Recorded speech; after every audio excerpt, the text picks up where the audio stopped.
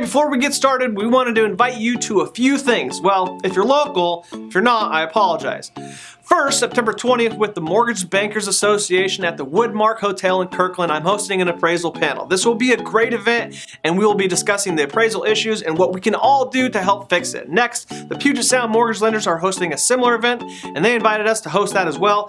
That event will be October 11th. Details to follow on that. And finally, the Washington Association of Mortgage Professionals is having their big, awesome event October 13th at the Tulalip Resort and Casino. I will also be hosting the 2016 Business and Humanitarian Leadership Awards, followed by their 2016 Northwest Mortgage Expo the following day. All these are great events, and you can find out more by clicking on these banners. If you're in town, we will see you there.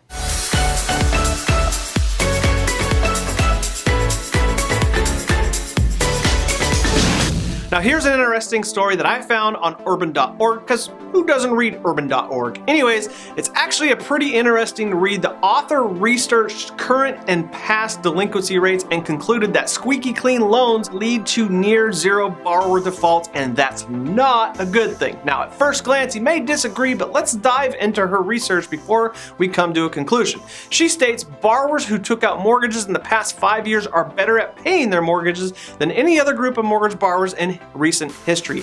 And after reviewing all the data, she believes that credit availability pendulum has swung way too far the other way since the financial crisis, and a near zero default rate environment is clear evidence that we need to open up the credit box and lend to borrowers with less than perfect credit. Now I agree and I disagree, but let's look at the data before I comment. Here are the default rates, and we can immediately throw out 2005, 2006, and 2007 for obvious reasons. 2008, we're going to throw you out as well, and 2004, you're out too. But look at 1999 to 2003 when prudent underwriting standards still existed, and 2009 to 2010. And then you look at 2011 to 2015 and you can barely make out a default rate. Now I think that most industry professionals will tell you that a 2% default rate is acceptable and maybe even healthy.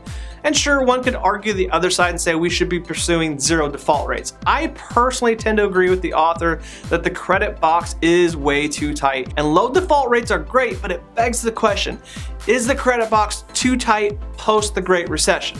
Interesting note here, as you form your own opinion, in the other healthy and prudent underwriting years, credit scores look like this. 1/3 of those loans were 700 and below, another third was 700 to 750, and the final third was 750 and above. Today, that looks much, much different. Less than 10% of loans have scores below 700.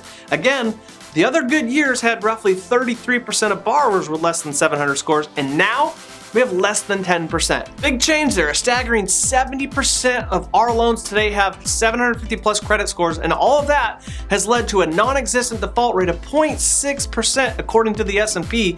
Guys, 0.6% is extremely low. That's a major change, and the author states the credit box is too tight, and it appears that every loan being made now is cleaner than a loan with the same characteristics made between 1999 and 2003. The performance of mortgages originated over the past few years has been extraordinarily good by historical standards. Not only is the credit box exceptionally tight, but even considering for other credit characteristics, mortgages are also performing much, much better. This suggests that there is plenty of room to safely expand the credit box. Now, she concludes with this.